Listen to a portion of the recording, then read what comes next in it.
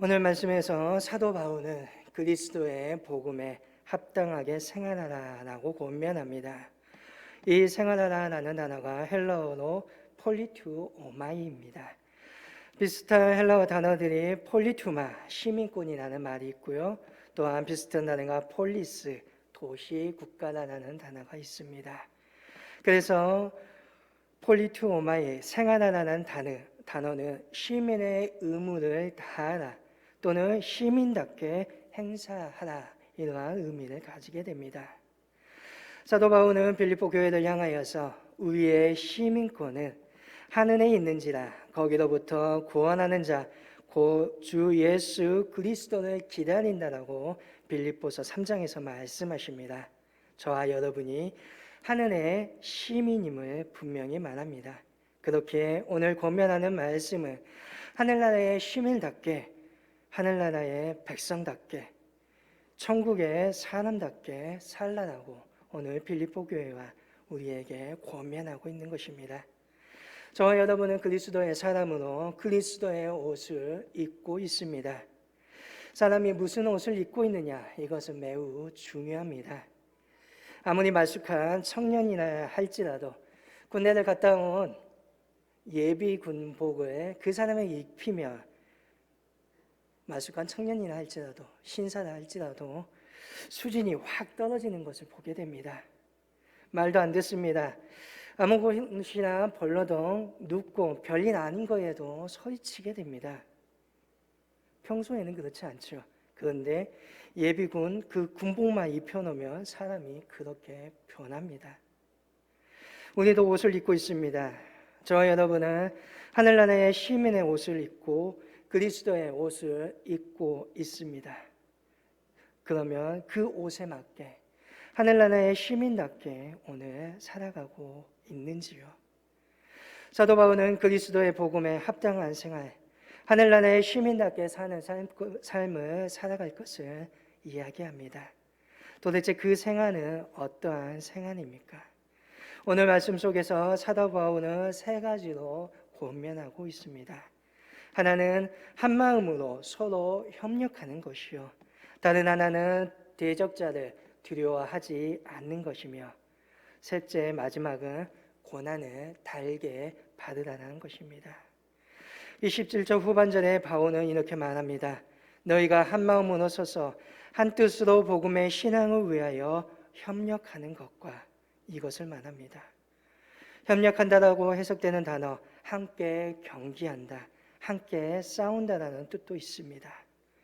이 협력하라는 단어에 또 한 마음으로 한 뜻으로 라는 수식이 붙어 있습니다. 싸움도 그렇고 스포츠도 그러하고 가장 중요한 것이 있다면 팀워크, 바로 한 마음이 되는 것입니다. 수비하는 사람도 있고 공격하는 사람도 있습니다. 또한 그 가운데서 적절히 배분해주고 조절하는 사람들도 있습니다. 그런데 이 사람들이 중요한 것은 하나의 마음을 가지고 승리하고자 하는 것이 중요하다는 거죠. 그 승리를 위하여서 때로는 자신을 내려놓고 자신의 역할에 충실할 때 이기게 된다는 것입니다. 사도 바울이 빌립보 교회에 편지하며 가장 원했던 것은 바로 그들의 하나 되어 협력하는 것입니다. 2장을 보면 그 유명한 그리스도의 찬가가 있습니다. 하늘 본체를 버리시고 인간의 몸을 입고 이 땅에 오신 예수님을 찬양하며 노래합니다. 사실 바울이 이 노래를 한 이유도 빌립보 교인들이 그리스도의 겸손과 예수님의 낮아지심을 본을 받아 서로 하나가 되고 서로 사랑하며 서로 섬기기를 원하였기 때문입니다. 예수님께서도 요한복음 17장을 보며 제자들을 위하여 가장 중요한 순간에 기도하시는데 그 기도의 내용을 보면 아버지와 내가 주님이 하나가인 것처럼 저희로 제자들이 하나가 되게 해달라고 예수님은 기도하십니다. 아무리 어려워도 서로 하나 되어 서로 마음을 모으면 위기를 극복할 수 있다는 겁니다. 역사자 토인비는 역사 연구를 통하여서 이렇게 말을 합니다. 한 문명이 무너지는 것은 한 시대가 저무는 것은 외적인 자연적인 환경도 있지만 내부적인 분열과 경직성이 가장 많다. 오늘 이 사회 속에서 가장 큰 문제가 무엇입니까? 그것은 갈등하고 분열한다는 겁니다. 마치 서로 못 잡아먹어서 안다는 모양입니다. 정치의 모양은 어떻습니까? 정당의 이익을 위하여서 서로 치고받고 있습니다. 그리고 자기의 자리 싸움에 여념이 없습니다. 국민들은 그러한 정치를 보면 냉소적이 되어버렸지요. 나라적으로 보면 참으로 좋지 않은 형상입니다. 정치만 그럽니까? 남성과 여성이 서로 대립하고 있습니다. 갈등하며 서로에게 손가락질하고 조소를 보냅니다. 그뿐만 아니라 나이에 의한 갈등도 오늘 우리 사회 속에 있습니다. 젊은 세대와 어른 세대의 갈등, 또한 그 안에 말 못할 많은 조롱과 욕설들이 있습니다. 그뿐만 아니라 사업장, 일터 속에서는 전주와 직원들이 서로 싸우고 치고받고 있는 것이 오늘날 우리 사회 속의 모습이 아닙니까? 그런데 안타까운 것은 그러한 점은 사회뿐만 아니라 오늘 교회에도 많다는 것입니다. 오늘 한국 교회는 세계적으로 메가처치라고 불리는 대형 교회들이 엄청 많이 있습니다. 세계 10대 교회 안에 5, 6개가 한국 교회입니다. 반면에 한 교단이 100여 개로 쪼개지는 분열의 역사도 유명합니다. 교회의 역사를 통해 보더라도 한 교단이 한 나라에서 100개 이상으로 쪼개진 것은 아마 한국이 유일할 것입니다.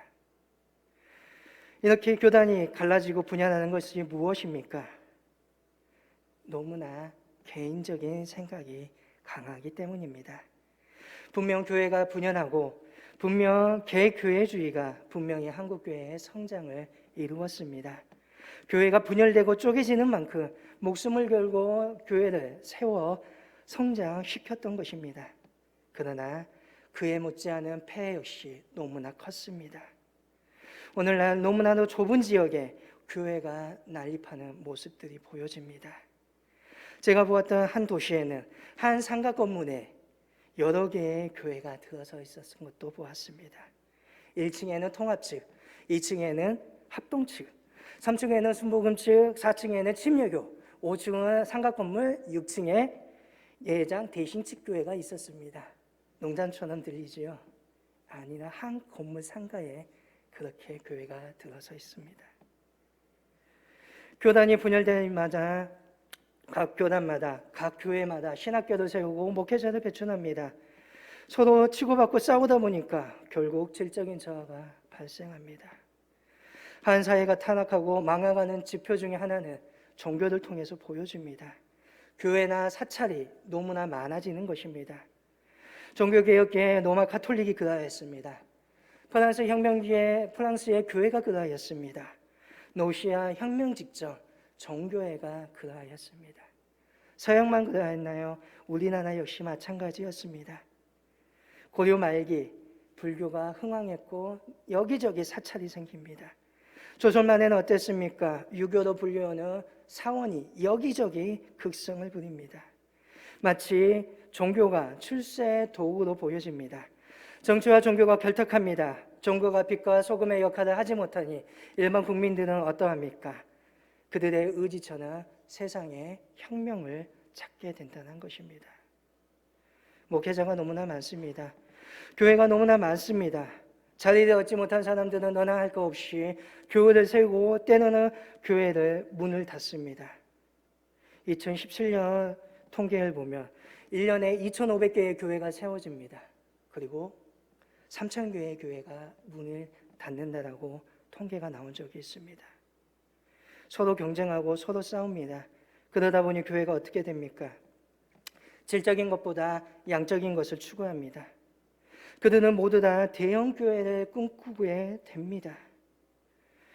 이러한 모습은 결국 믿지 않는 사람들에게 어떻게 보입니까? 소수의 대형 교회와 그 대형 교회를 쫓아가고 있는 교회들로 보여지게 됩니다. 마치 대형 교회를 이루는 것이 성공한 것처럼 인식되어지고 믿지 않는 사람들은 자본주의 속에 대기업 위주로 흘러가듯이 교회가 마치 기업처럼 흘러가고 있다고 취급하게 됩니다. 사실 교회의 양은, 교회의 크기는 그리스도를 닮는 것과는 아무런 상관이 없습니다. 오히려 예수님의 눈으로 볼 때 오히려 주님으로부터 멀어져 갑니다. 교회가 커져갑니다. 사람이 늘어납니다. 그 속에 사람이 보이기 시작합니다. 사람이 영광을 받기 시작합니다. 또한 규모가 크니까 어찌합니까? 효율성을 중시하고 때로는 세상의 경영법, 세상의 법이 교회 안에 들어옵니다. 그리고 때로는 적당히 세상과 타협합니다. 그리고 교회 안에 사람들이 많아지냐 어떻게 됩니까? 힘 있는 자와 힘 없는 자로 나누어지게 되고 때로는 힘 있는 자를 적당히 사용하기 위해서 그들을 점점 높여주고 힘 없는 사람은 점점 외면해버립니다. 크다라고 문제가 아니지요. 작아도 똑같습니다. 병들다 보니까 힘이 없다 보니까 자꾸만 큰 자, 힘 있는 사람에게 의지하려고 합니다. 그렇게 발버둥 치는 것이 오늘 우리의 모습이지 않습니까? 그리스도를 닮는 것과는 전혀 상관없는 것이지요. 교회가 거룩함을 상실해 갑니다. 근본적인 것은 협력하지 못하고 한 마음을 품지 못하여 분열하기 때문입니다. 거룩한 주님의 말씀에 순종해야 될 교회가 자꾸만 분열하고 힘이 사라지다고 생각하니까 성장만을 촉구하고 그러한 구조가 되다 보니 점점 힘이 사라집니다.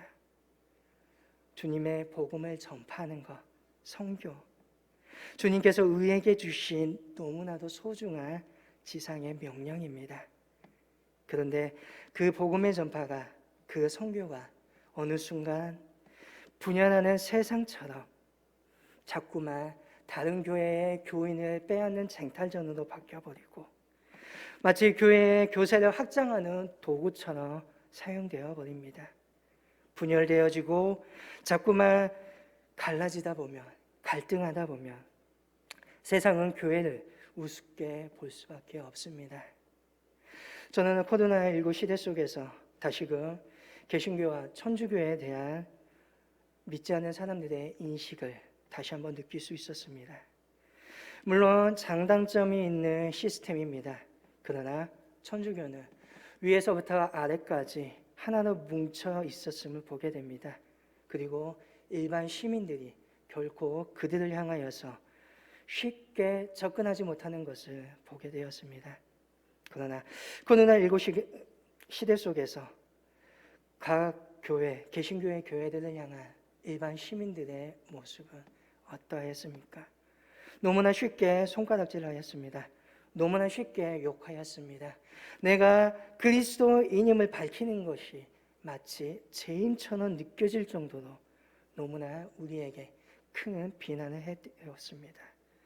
뿐만 아니라 문제 앞에서 제대로 대응하지 못하는 모습도 보게 됩니다. 이는 한 마음을 튼지 못하고 주 안에서 하나 되지 못하여 모래처럼 흩어져 버렸기 때문입니다. 사도 바울은 28절에 분명히 말씀합니다. 이것이 그들에게는 멸망의 증거요 너희에게는 구원의 증거다. 교회가 하나 되어 협력하면 세상은 우리를 두려워하여 멸망의 증거가 된다는 것입니다. 내적으로 우리가 하나님을 믿는 교회임을 세상에 드러내어 구원의 증거가 된다는 것입니다. 우리가 하나님의 그 놀라운 사랑 안에서 예수님의 뜻 안에서 하나 되고 그 모습을 세상에 보여줄 때에 세상은 큰 충격을 받게 된다는 것입니다. 교회를 보면서 저들은 세상과 다르구나, 그들은 깨닫게 되고 하나님의 살아계심을 알게 된다는 것입니다. 저와 여러분은 하늘의 양식을 먹고 하늘나라를 향하여 나아가고 있는 백성들입니다. 땅의 것에 지나칠 정도로 관심을 가질 이유가 없습니다. 때로는 훌훌 털어버리고 주님의 이름을 위하여 우리의 마음을 모으면 된다는 것입니다. 그런데 때로는 너무나 땅의 것에 집착하여서 마음이 모이지 않고 마치 나는 하나님의 진리를 따르고 있는 거룩한 백성인 양 한다면 나중에 예수님께 불려갔을 때 분명히 책망받을 일입니다.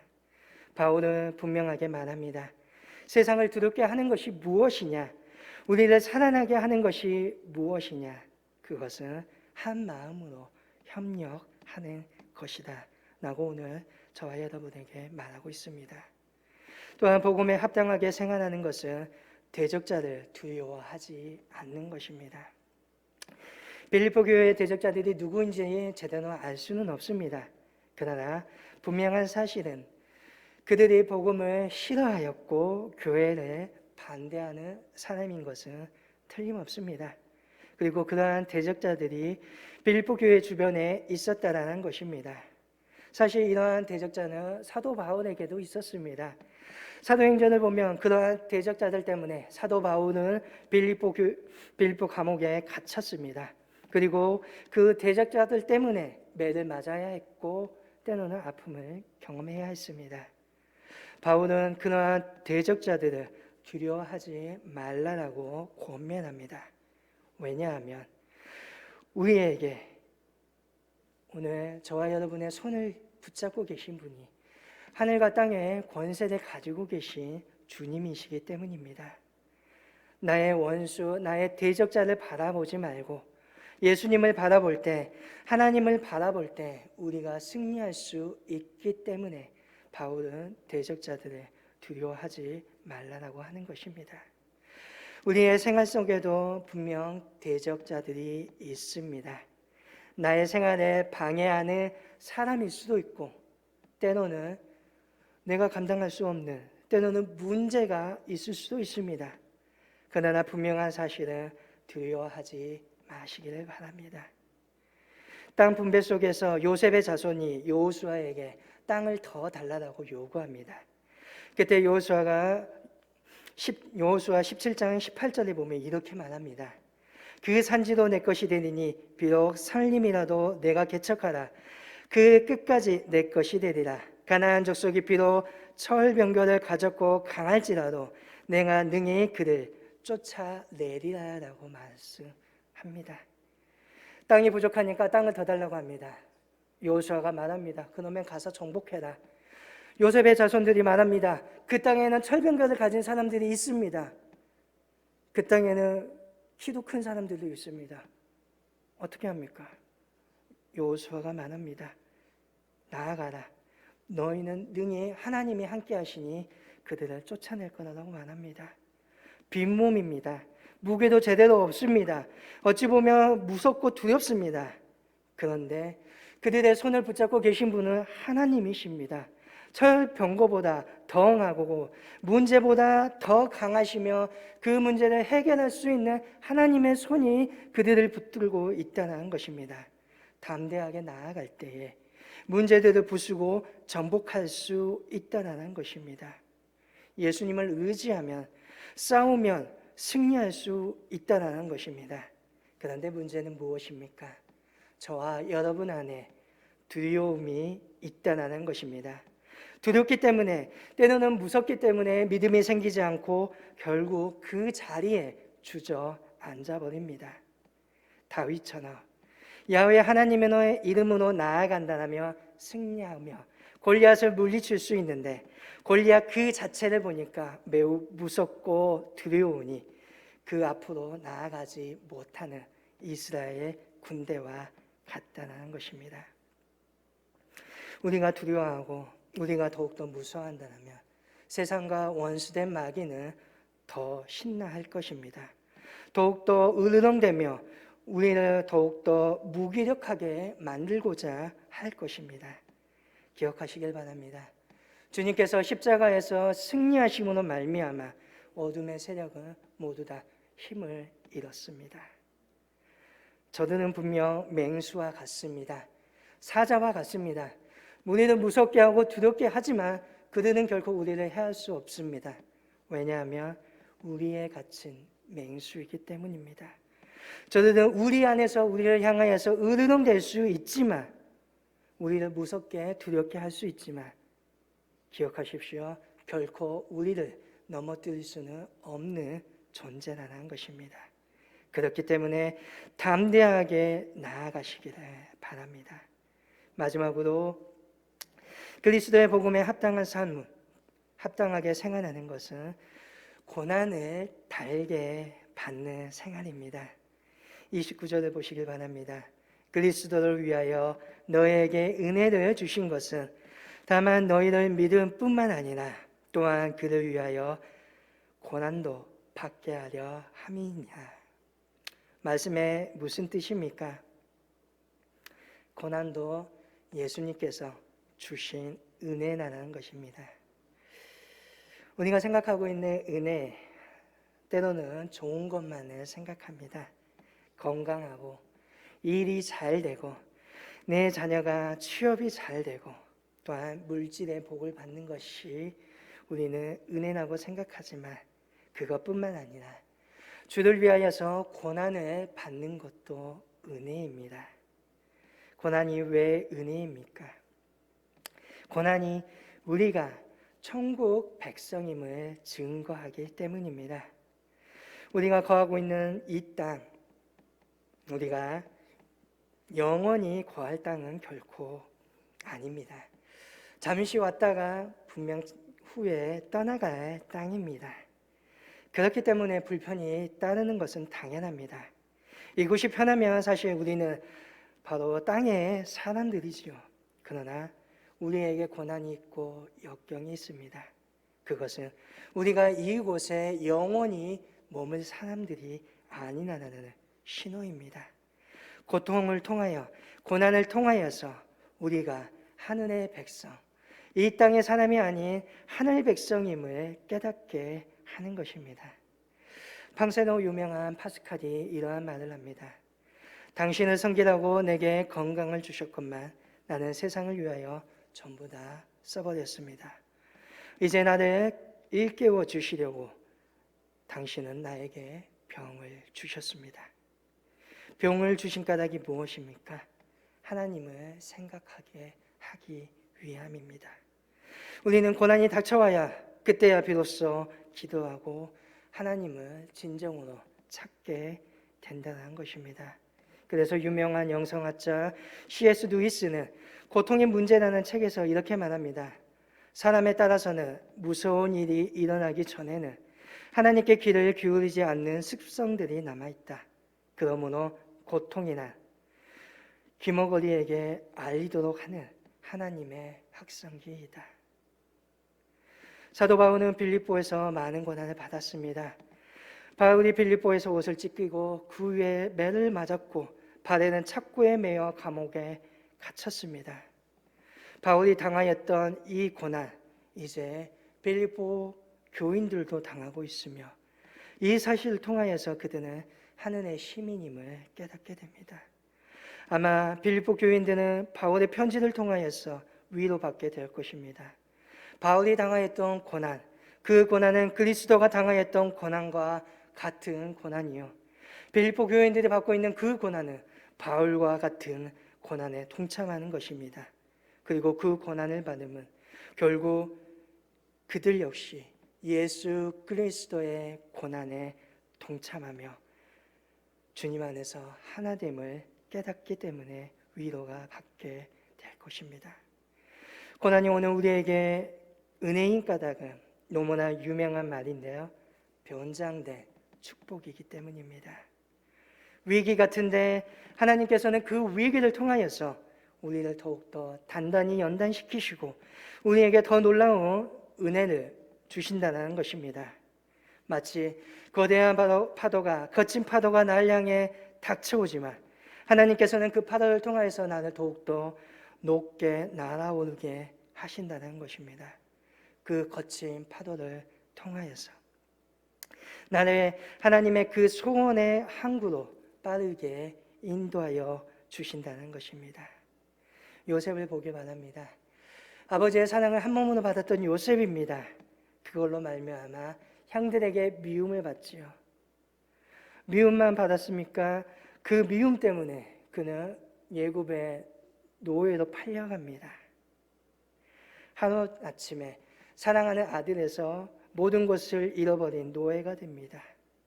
또한 감옥에도 갇히는 고난을 받게 됩니다. 그것은 하나님의 섭리가 있었기 때문입니다. 요셉을 조그마한 시족, 그 부족의 족장으로 세우는 것이 아니라 당시 최강국이었던 예굽의 총리로 세우기 위한 하나님의 놀라운 섭리였다는 것입니다. 그 고난을 통하여 요셉을 연단하고 그 자리에 세우시는 역사가 있었다는 것입니다. 분명 고난은 우리에게 위기입니다. 우리는 이때 하나님을 부인하거나 하나님은 힘이 없다고 버리거나 극도로 무기력해지는 인생을 살아갈 수도 있습니다. 그러나 이러할 때 하나님을 믿음으로 바라보는 자가 결국에는 승리하게 되고 놀라운 복을 받게 된다는 것입니다. 고난 앞에 결코 주저하지 말고 물러서지 마시길 바랍니다.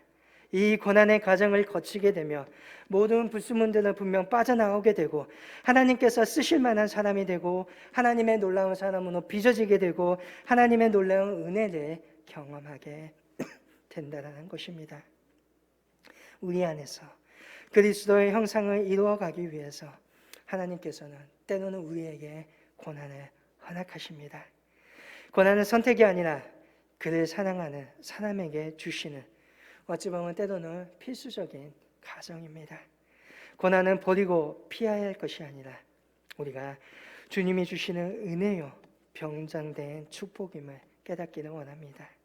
이 고난이라는 용광로를 통과할 때 저와 여러분은 정금과 같이 되어서 하나님의 형상이 되고 빛나는 놀라운 은혜를 경험하고 축복을 받게 될 것입니다.